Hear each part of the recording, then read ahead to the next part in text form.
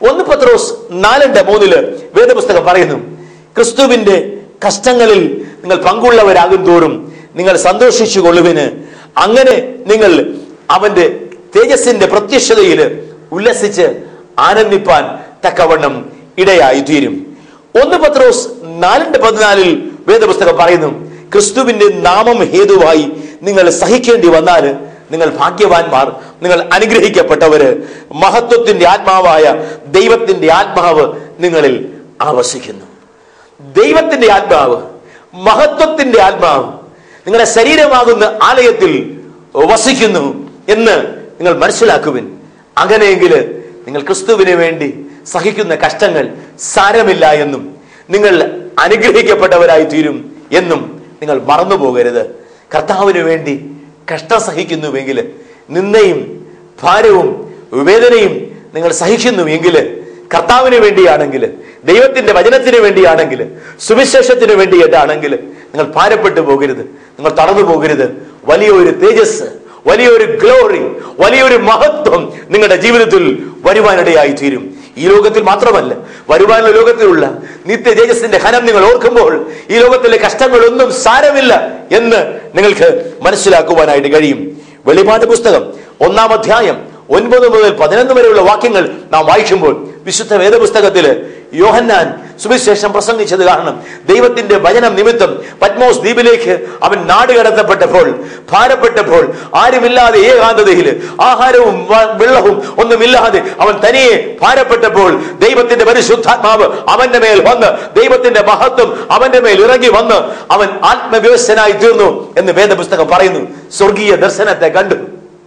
മാറത്ത് പൊൻകച്ച് കെട്ടിയ രാജാതി രാജാവും കർത്താതി കർത്താവും, അഗ്നിജ്വാലയ്ക്കൊത്ത കണ്ണുകളുള്ള, പെരുവെള്ളത്തിന്റെ ഇരച്ചിൽ പോലെ ശബ്ദമുള്ള കർത്താവായ യേശു ക്രിസ്തുവിനെ, ഉയർത്തെഴുന്നേറ്റ യേശുവിനെ കാണുവാൻ തക്കവണ്ണം ഇടയായി തീർന്നു. 7 സഭകളോടുള്ള വെളിപാട് അവൻ കേട്ട് അത് സഭകളെ അറിയിപ്പാൻ തക്കവണ്ണം ഭാഗ്യമുള്ളവനായി തീർന്നു. ദൈവത്തിന്റെ തേജസ് അവന്റെ മേൽ വരുവാൻ ഇടയായി തീർന്നു. ഈ വർഷം നിങ്ങൾ കർത്താവിന് വേണ്ടി കഷ്ടം സഹിക്കുന്നുവെങ്കിൽ ദൈവത്തിന്റെ തേജസ് നിങ്ങളുടെ മേൽ ഇറങ്ങി വരും. ദൈവത്തിന്റെ മഹത്വം നിങ്ങളുടെ ജീവിതത്തിൽ വെളിപ്പെടും. അനേകർ യേശുവിനെ രക്ഷിതാവായി സ്വീകരിക്കും. അനേകം രോഗികൾ സൗഖ്യമാകും. അനേകം ഭൂതഗ്രസ്തർ വിടുവിക്കപ്പെടും. ഉണർവ് വ്യാപരിപ്പാൻ തക്കവണ്ണം ഇടയായി തീരും.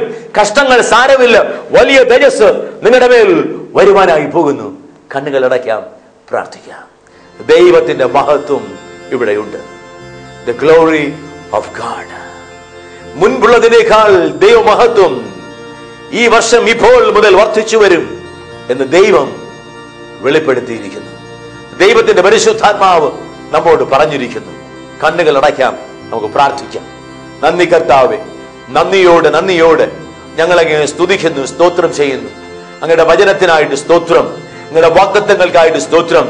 എല്ലാ കണ്ണുകളും അടയ്ക്കാം, എല്ലാ ഹൃദയങ്ങളും ഏകാഗ്രതപ്പെടാം. യേശു നമ്മുടെ മധ്യേ ഉണ്ട്.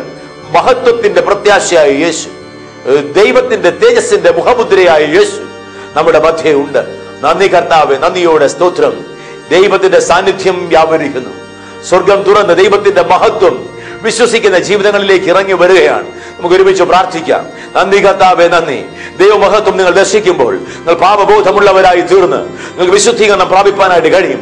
അത് കൂടുതൽ ദൈവമഹത്വത്തെ നിങ്ങളുടെ ജീവിതത്തിൽ വെളിപ്പെടുത്തുവാൻ ഇടയായി തീരും. നിങ്ങൾ വിശ്വാസം വർദ്ധിക്കുമ്പോൾ ദൈവമഹത്വം നിങ്ങളുടെ ജീവിതത്തിലേക്ക് ഇറങ്ങി വരും. നന്ദി പിതാവേ, സ്തെഫാനോസിന്റെ ജീവിതത്തിൽ ഇറങ്ങി വന്നപ്പോൾ ദൈവമഹത്വം വ്യാപരിച്ചപ്പോൾ ക്ഷമിക്കുവാൻ ദൈവകൃപ ലഭിച്ചതുപോലെ, ക്ഷമിക്കുവാനുള്ള ദൈവത്തിന്റെ ശക്തിയെ പ്രാപിച്ചതുപോലെ, നന്ദി കർത്താവ് പ്രാർത്ഥിച്ചപ്പോൾ സ്വർഗം തുറന്ന് ദൈവമഹത്വം അനുഭവപ്പെട്ടതുപോലെ നന്ദി കർത്താവേ, നന്ദി. എല്ലാവർക്കും ഒരുമിച്ച് പ്രാർത്ഥിക്കാം. ദൈവമഹത്വം ദർശിപ്പാൻ തടസ്സമായി നിൽക്കുന്നത്, മാനുഷികമായ കാര്യങ്ങൾ മാത്രം ചിന്തിപ്പാൻ നന്ദി കർത്താവ് തടസ്സമായി നിൽക്കുന്ന എല്ലാ കാര്യങ്ങളും ജീവിതത്തിൽ നിന്ന് മാറിപ്പോകട്ടെ. യേശു ക്രിസ്തുവിന്റെ രക്തം കഴുകട്ടെ, യേശുവിന്റെ രക്തം ശുദ്ധീകരിക്കട്ടെ. നന്ദി പിതാവേ, നന്ദിയോടെ സ്തോത്രം. ദൈവമഹത്വം ഇറങ്ങി വരികയാണ്. മുമ്പുള്ളതിനേക്കാൾ അധികമായി വർദ്ധിച്ച ദൈവമഹത്വം, പിൻപടയായി നമ്മൾ നിന്ന് കാത്തു പരിപാലിക്കുന്ന ദൈവമഹത്വം. നന്ദി കർത്താവേ, നന്ദി. അടിസ്ഥാനങ്ങളെ കുലുക്കുന്ന, ചങ്ങലകളെ പൊട്ടിച്ചു കളയുന്ന, ഇരുമ്പുവായുകളെ താനെ തുറക്കുന്ന ദൈവമഹത്വം, ശത്രുവിന്റെ പദ്ധതികളെ തകർക്കും ദൈവത്തിന്റെ മഹത്വം, നമ്മൾ പിൻപിൽ നിന്ന് കാത്തുപരിപാലിക്കും ദൈവത്തിന്റെ മഹത്വം ഈ ജീവിതങ്ങളിലേക്ക്, ഈ ആലയങ്ങളിലേക്ക് ഇപ്പോൾ ഇറങ്ങി വരികയാണ്. നിങ്ങൾ പരിശുദ്ധാത്മാവിന്റെ മന്ദിരമാകുന്നു. നിങ്ങൾ യേശുവിനെ രക്ഷിതാവായി സ്വീകരിച്ചിട്ടില്ല എങ്കിൽ എന്റെ സഹോദര സഹോദരി ഇപ്പോൾ പറയാം, യേശുവേ എന്റെ ഹൃദയത്തിലേക്ക് വരണമേ, ഞാൻ പാപത്തെ ഉപേക്ഷിക്കുന്നു, എന്റെ രക്തത്താൽ കഴുകണമേ, എന്നെ ശുദ്ധീകരിക്കണമേ. അങ്ങാണ് ദൈവത്തിന്റെ മഹത്വം. ഈ ദൈവത്തിന്റെ മഹത്വം എന്റെ ഉള്ളിൽ വസിക്കട്ടെ. നന്ദി പിതാവേ, നന്ദി, നന്ദിയോടെ സ്തോത്രം. അങ്ങനെ പ്രാർത്ഥിക്കുന്ന എല്ലാ ജീവിതങ്ങളിലും ഇതാ ദൈവമഹത്വം ഇറങ്ങി വരികയാണ്, ദൈവമഹത്വം വ്യാപരിക്കുകയാണ്, ദൈവത്തിന്റെ മഹത്വം വ്യാപരിക്കുകയാണ്. നന്ദി കർത്താവേ, നന്ദി. ശത്രുവിന്റെ പദ്ധതികൾ തകർന്നു വീഴുന്നു. ആ വിചാരത്തിന്റെ ശക്തികള്, മന്ത്രവാദത്തിന്റെ ശക്തികള്, പിശാചി കെട്ടിയ ചങ്ങലകള്, ഇരുമ്പ് വാതിലുകള്, it is broken by the glory, by the power, by the anointing of the Holy Spirit. നന്ദി കർത്താവേ, നന്ദിയോടെ സ്തോത്രം. ജനം വിടുവിക്കപ്പെടുകയാണ്. സൗഖ്യമാക്കുന്ന ദൈവത്തിന്റെ ശക്തി ഇതാ വ്യാപരിക്കുന്നു. വിശ്വസിക്കുന്നവരുടെ മേൽ ദൈവമഹത്വം ദർശിപ്പാൻ വിശ്വസിക്കുന്നവരുടെ മേൽ സൗഖ്യമാക്കുന്ന ദൈവത്തിന്റെ ശക്തി വ്യാപരിക്കുന്നു. 17 വർഷമായിട്ട് വീൽ ചെയറിൽ ആയിരിക്കുന്ന ഒരു പ്രായമുള്ള പിതാവിന്റെ മേൽ സൗഖ്യമാക്കുന്ന ദൈവത്തിന്റെ സാന്നിധ്യം ഇറങ്ങി വരുമ്പോൾ യേശു നിങ്ങളെ സൗഖ്യമാക്കുന്നു. ഇപ്പോൾ സൗഖ്യത്തെ പ്രാപിക്കുക. നന്ദി കർത്താവേ, നന്ദിയോടെ സ്തോത്രം. ക്യാൻസർ രോഗത്താല്, വായിൽ ക്യാൻസർ രോഗത്താല് ഭാരപ്പെടുന്ന ഒരു സഹോദരിയുടെ മേൽ ഇതാ ദൈവത്തിന്റെ മഹത്വം ഇറങ്ങി വരുന്നു. വിശ്വസിച്ചാൽ ദൈവമഹത്വം വ്യാപരിക്കുന്നു. നന്ദി കർത്താവേ, നന്ദിയോടെ സ്തോത്രം. യേശു കാൽവരി ക്രൂശിൽ വേദന എടുത്തു, രോഗത്തെ ചുമന്ന് ഇപ്പോൾ നിങ്ങളെ സൗഖ്യമാക്കുകയാണ്. തല മുതൽ പാദം വരെ സൗഖ്യമാക്കുന്ന ദൈവത്തിന്റെ ശക്തി വ്യാപരിക്കുന്നു.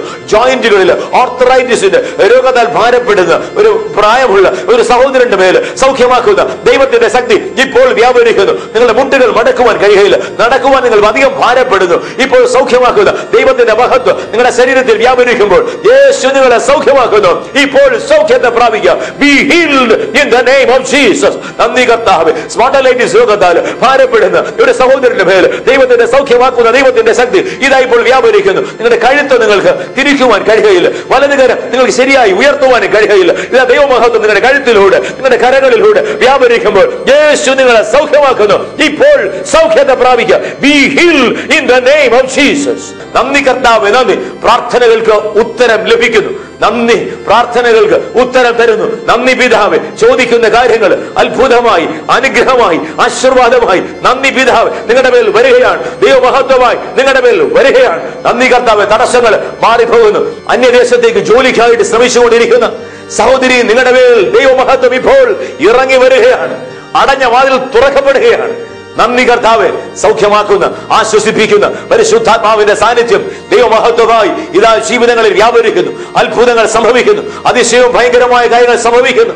നന്ദി കർത്താവേ, നന്ദി.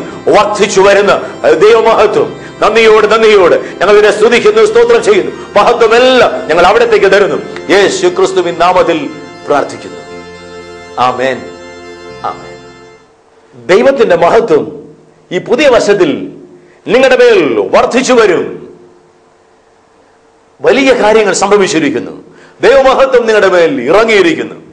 നിങ്ങളുടെ അത്ഭുതങ്ങളെ ദയവായി എഴുതിയാൽ നമുക്ക് ഒരുമിച്ച് ദൈവത്തെ സ്തുതിക്കാം. എല്ലാ മഹത്വവും യേശുവിന്. അടുത്ത പ്രോഗ്രാമിൽ നാം ഒരുമിച്ച് കാണുന്നത് വരെ ഈ ദൈവമഹത്വം നിങ്ങളെ കാത്ത് പരിപാലിക്കും. 40 ദിവസത്തെ ഉപവാസ പ്രാർത്ഥന. ദേശത്തിന്റെ സൗഖ്യത്തിനായി, വിടുതലിനായി, അനുഗ്രഹത്തിനായി 40 ദിവസത്തെ ഉപവാസ പ്രാർത്ഥന 2010 മാർച്ച് 31 മുതൽ മെയ് 9 വരെ ദിവസവും രാവിലെ 9:30 തിരുവനന്തപുരത്ത് നെടുമങ്ങാടുള്ള പ്രത്യാശാ കേന്ദ്രത്തിൽ 40 ദിവസത്തെ ഉപവാസ പ്രാർത്ഥന. Doctor S J. Manomohan, brother Kiran Ezekiel, brother Keerthi Paul, pastor Aji Justus, brother Lipton, brother Aneesh Mano Stephen തുടങ്ങിയവർ വിവിധ ദിവസങ്ങളിൽ ദൈവിക സന്ദേശം അറിയിക്കുന്നു. Doctor S J. മനോമോഹൻ പ്രാർത്ഥനയ്ക്ക് നേതൃത്വം നൽകുന്നു. 40 ദിവസത്തെ ഉപവാസ പ്രാർത്ഥന 2010 മാർച്ച് 31 മുതൽ മെയ് 9 വരെ ദിവസവും രാവിലെ 9:30 തിരുവനന്തപുരത്ത് നെടുമങ്ങാടുള്ള പ്രത്യാശാ കേന്ദ്രത്തിൽ. ഈ പ്രാർത്ഥനയിൽ കടന്നുവന്ന് അനുഗ്രഹിക്കപ്പെടുവിൻ. നിങ്ങളുടെ പ്രാർത്ഥന ആവശ്യങ്ങൾ ഏതുമായിക്കൊള്ളട്ടെ, നിങ്ങളുടെ ഫോൺ കോളിനായി 24 മണിക്കൂറും ഞങ്ങൾ കാത്തിരിക്കുന്നു. വിളിക്കേണ്ട ഫോൺ നമ്പറുകൾ 0471 320 8486, 231 8826, 231 8856.